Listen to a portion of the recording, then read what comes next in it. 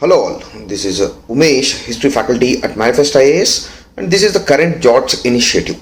And as part of this initiative, we have started World Heritage series, and we have already covered most of the World Heritage sites of India with respect to ancient India, and most of the medieval Indian sites also we have covered.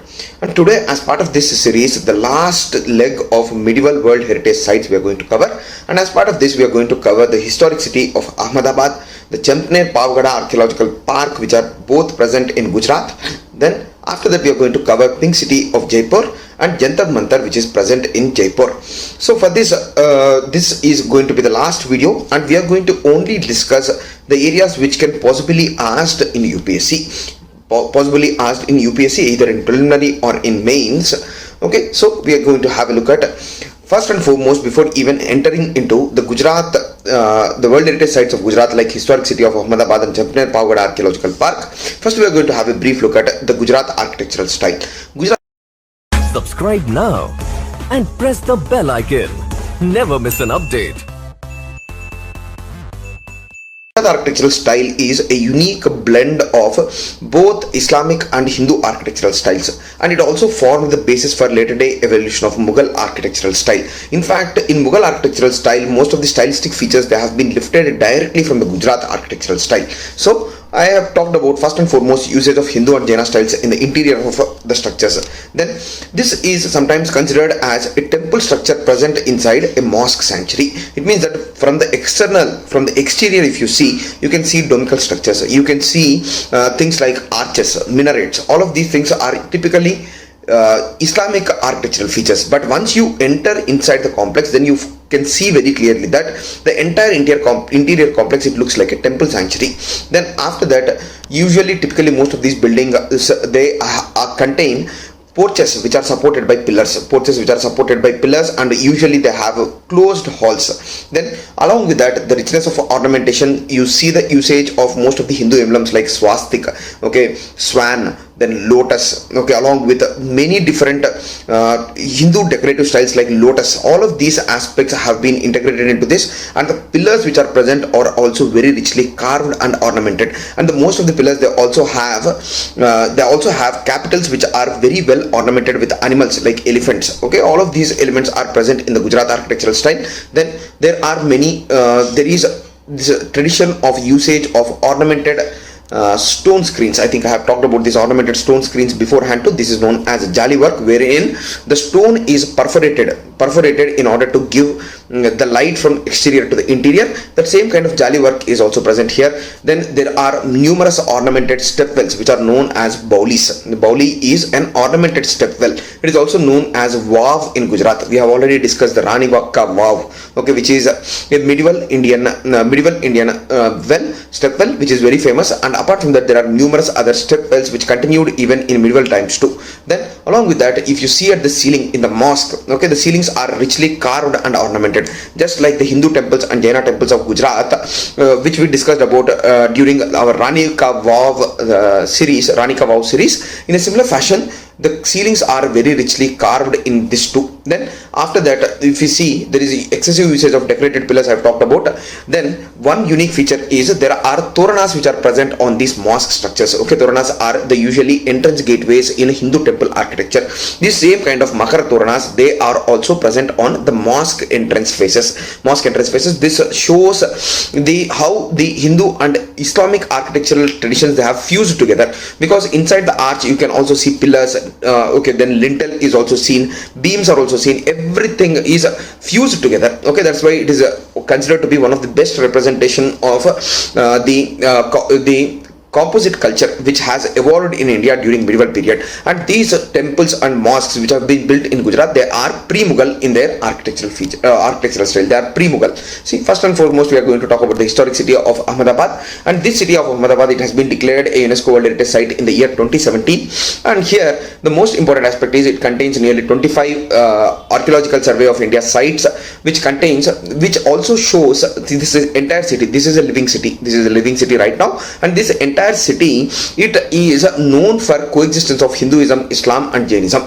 coexistence of Hinduism, Islam and Jainism, and the city architecture also reflects this kind of syncretism, wherein people belonging to various faiths and religions, they stay together in one city with complete harmony.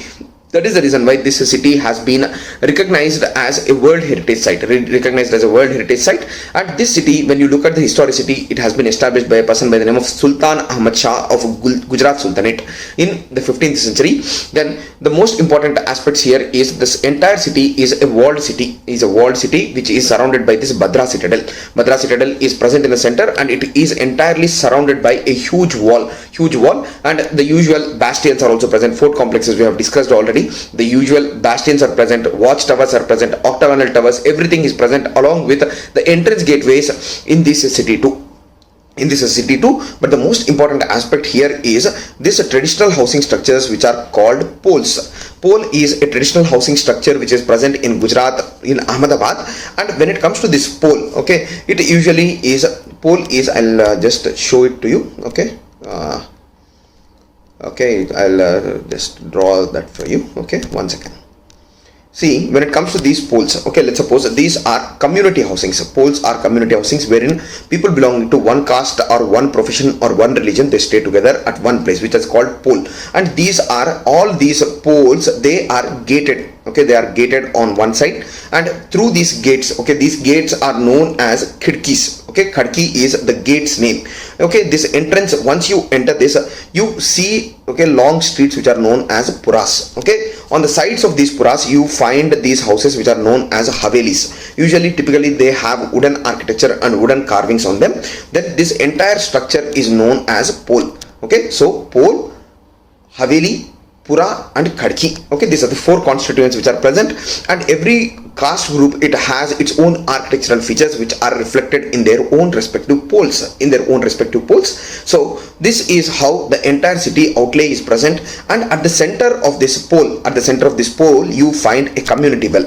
Along with the community well, there are bird feeders of this fashion, and then along with that, either a mosque or a temple is present at the center of this pole. So this is how the entire architecture is there. The pole is a community housing space. Then inside the pole, there are puras, which are streets. Once you want to enter it, it is a gated community. That's why there is a need for entrance through khadkis. Then along with that, we also talked about these houses which are known as havelis, which are made of wooden architecture, and at the center of this you have bird feeder. Then a community well is present, then along with one temple or mosque where people gather together every evening and talk. Okay, this is how this entire architecture or outlay of the city is present, which is known as Ahmedabad. Then along with that,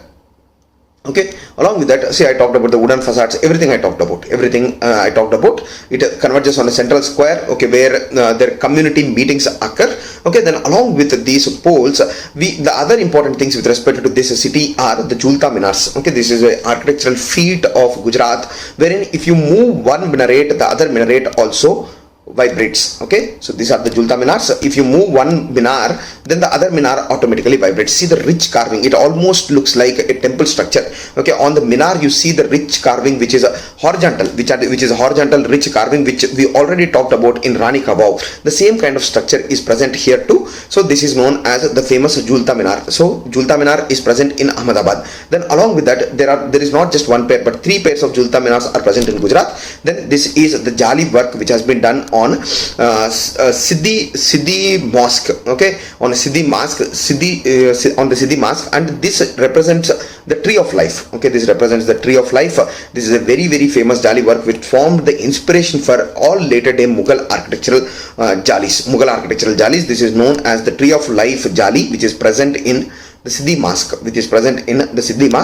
Then along with that, if you look at the stepwells are present, numerous stepwells are also present, and two famous ones are Adlaj Vav and Dada Harir Vav. Okay, Adlaj Vav and Dada Harir Vav are two important water harvesting structures which are present in Gujarat. Both in Gujarat and Rajasthan, the traditional water harvesting structures are very, very important because they are a little arid regions. That's the reason why there are numerous valves which are water harvesting structures and step wells. Then along with that, there are numerous temples, Hindu temples and Jaina temples which are present here. Then along with that, the most famous one here is the Jama Masjid. The Jama Masjid is the most famous one, and this masjid, okay, typical colonnade structure, okay, wherein on three sides Okay, in central courtyard will be there, just like the Mughal architectural style. Central courtyard will be there. Then here on this side you have the domical structure. You have the domical structure on the fourth side. Then on three sides you have colonnade structures. So three sides you have colonnade structures. And with respect to the Gujarat architecture, I will show the images for you. This is the Jama Masjid. In fact, there were two minars here, but these have fallen down, so we don't find the minars now.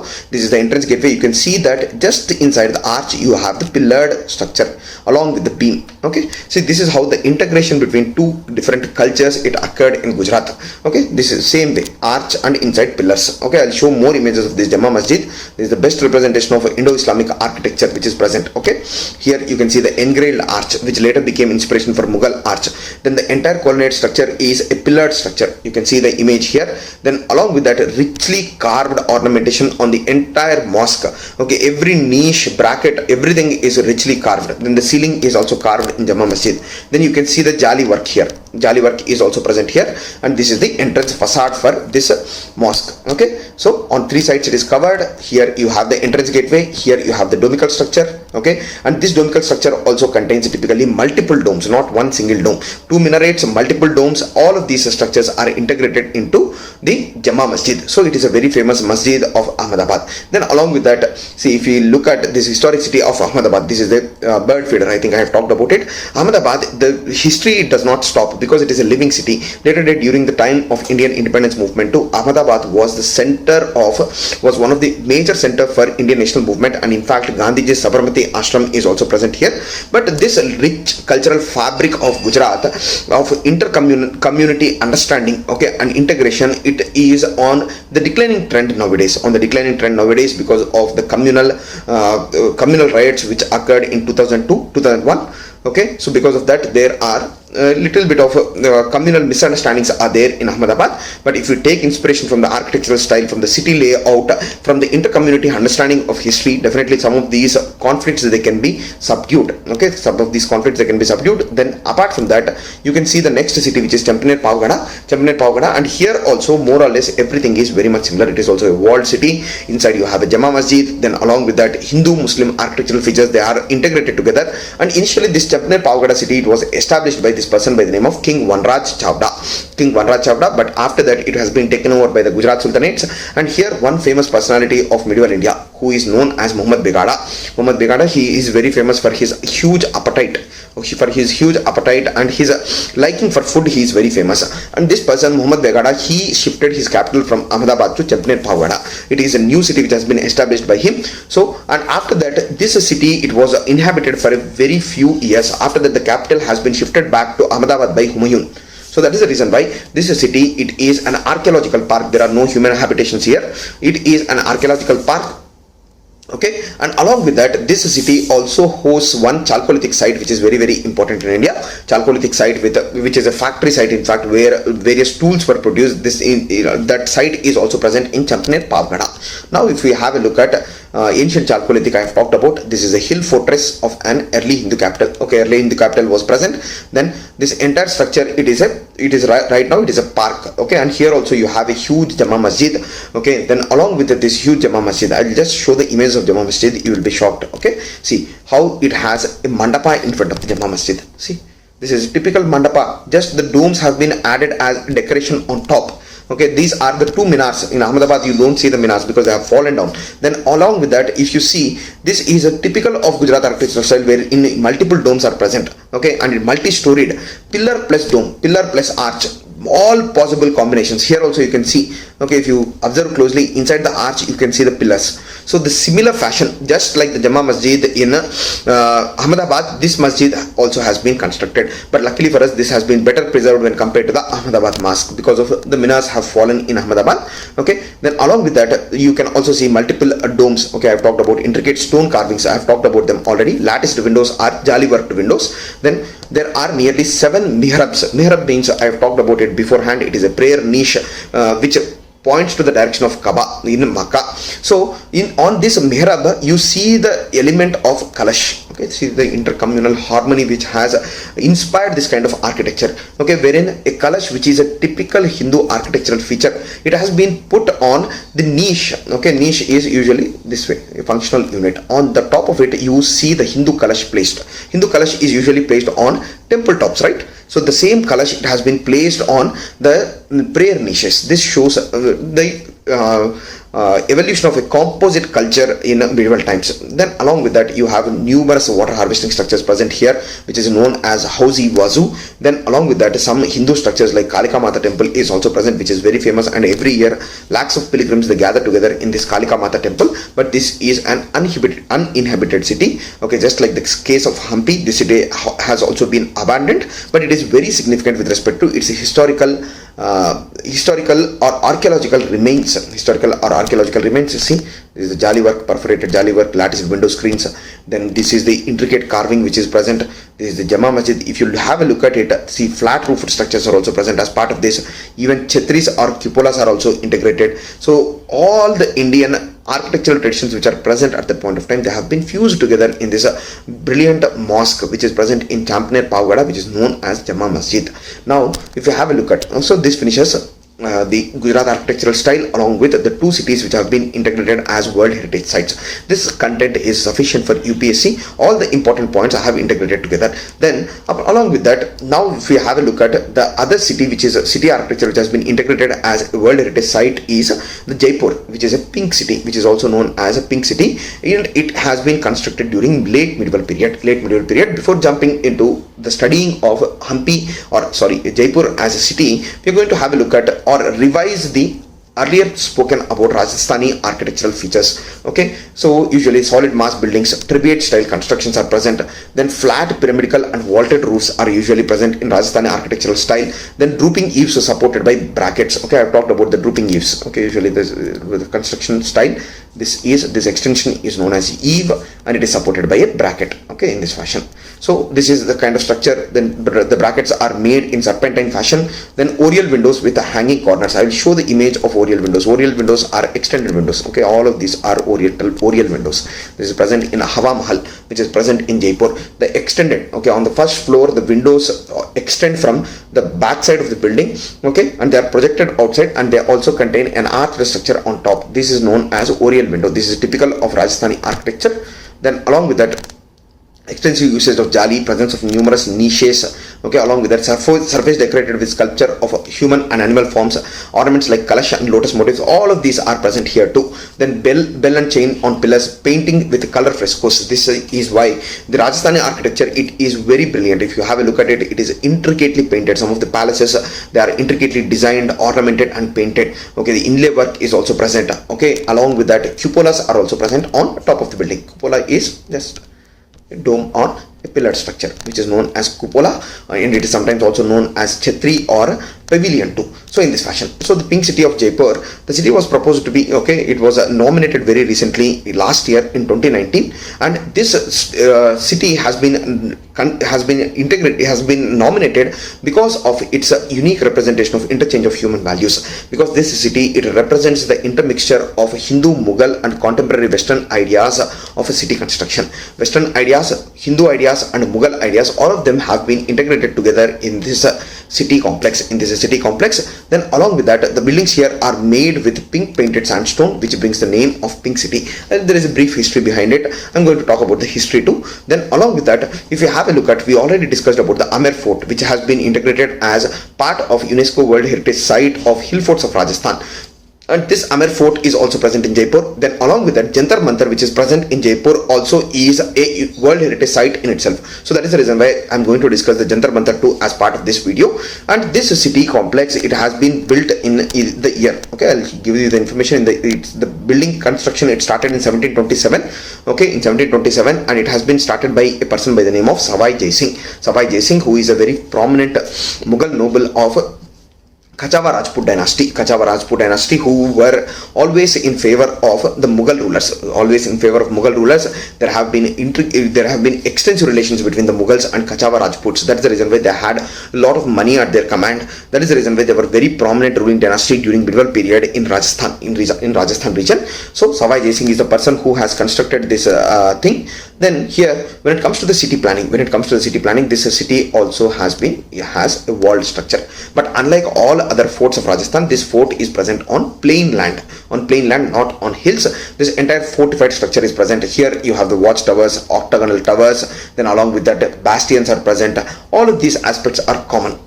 There is no difference. Along with that, you have many entrance gateways which are intricately carved, okay, arched gateways are there.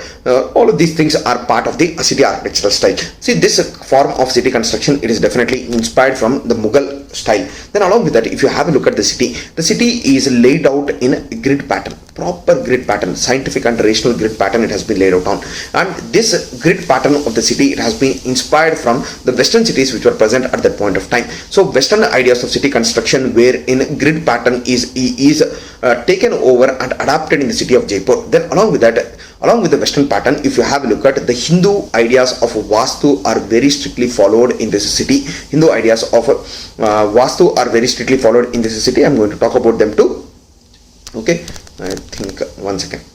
Okay, and here if you have a look at this this entire structure, okay, even though the grid pattern is western in origin, it creates typical Hindu architectural elements like chowpars. Okay, chowpars means these are places where people of one community they live. Okay, this square chowpars are present everywhere. Then along with that, when you have a look at this city, it has been established as a center for commerce. Okay, it is not meant to be the capital city because Amer Fort is very nearby. It was supposed to be the capital, but Jaipur was supposed to be just the commercial center initially. But later, because of the construction of numerous palaces, this capital has been completely shifted from Amer to Jaipur. Then along with that, if you have a look at this is modern Mughal as Western ideas. Okay, the city was divided into chowkris or chopras. Okay, chopras are also known as chowkris, which is a traditional Hindu concept of city planning. Then along with that, numerous architectural features are present in this city. Okay, like the city palace which is present, the Hawa Mahal. Okay, then Jal Mahal is present. Albert Hall Museum is also one more important construction here. When it comes to the history behind this pink color of the city, what happened is in the year, okay, roughly in the 19th century, in the year 1876, the ruler of this Jaipur was Savai Ram Singh I, and when he was ruling the city, the British Crown Prince, who is known as the Prince of Wales, a person by the name of Albert Edward, he visited India. At the point of time, Savai Ram Singh got to know that pink is the color of hospitality. That is the reason why what he did was he made the entire city into pink color. He asked every citizen and resident to show their hospitality towards King Albert Edward. So that is the reason why the entire city has been painted pink, and the pink color persisted. Okay, and even now the municipal administration, it asks the residents to paint their buildings in pink. Their buildings in pink. That is the reason why this pink color it sustained. Then along with that, if we have a look at some of the important constructions here.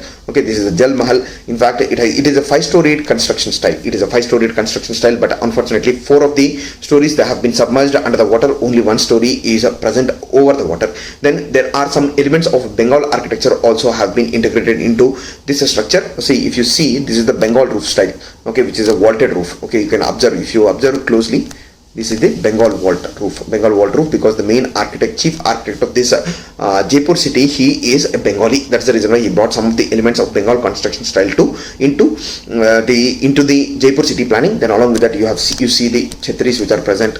Okay, then tribute structure which is present, flat roofed most of the buildings. Then this is the Hawa Mahal, and the facade has been very richly decorated with numerous windows. Okay, the Oriel windows can be seen. The best representation of Oriel windows is this. And this entire Hawa Mahal, it is supposed to be the residing place of the royal ladies. That is the reason why this structure has been built, because the royal ladies can see or look at the road processions without being looked at. That is the reason why this is also known as Jeroka. Jeroka is the place from which the royal ladies look at the street.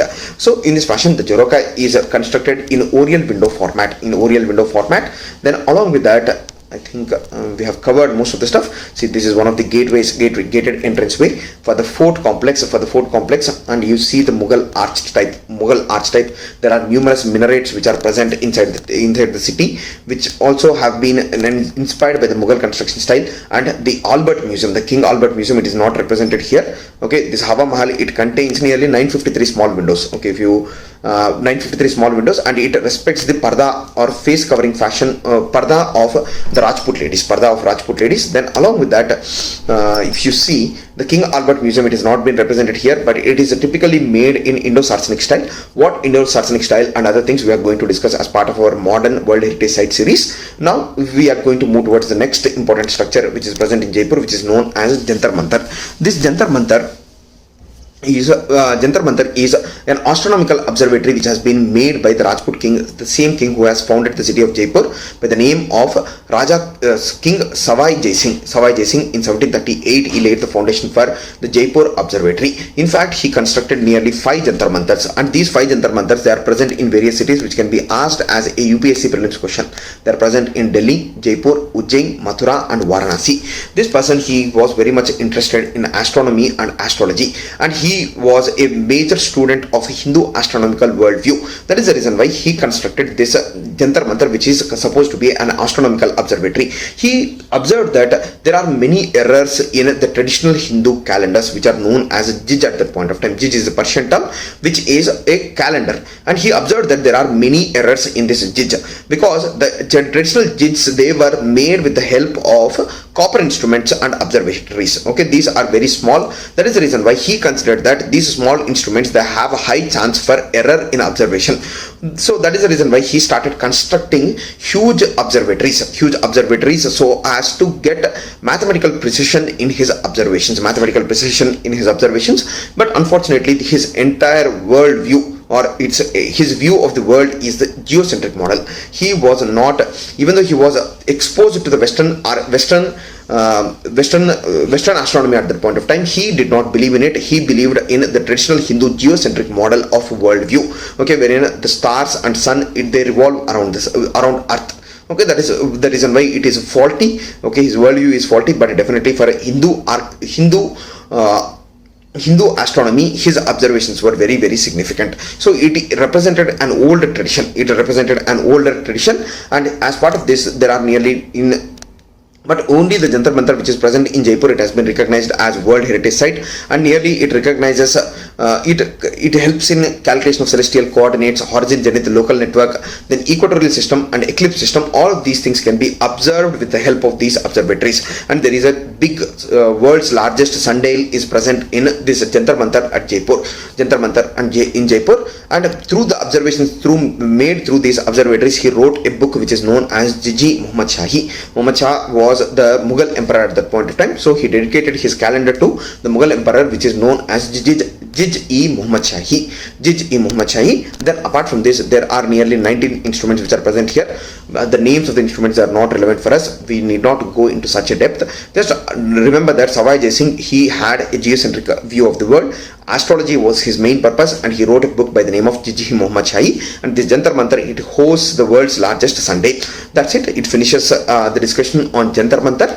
And we have posted 2 questions below in the comment section. Please solve those questions and subscribe to Manifest IAS for more such interesting content. And this finishes the World Heritage series of Medieval India. In our next video, we are going to discuss about the modern Indian World Heritage Site. Okay, this finishes the video.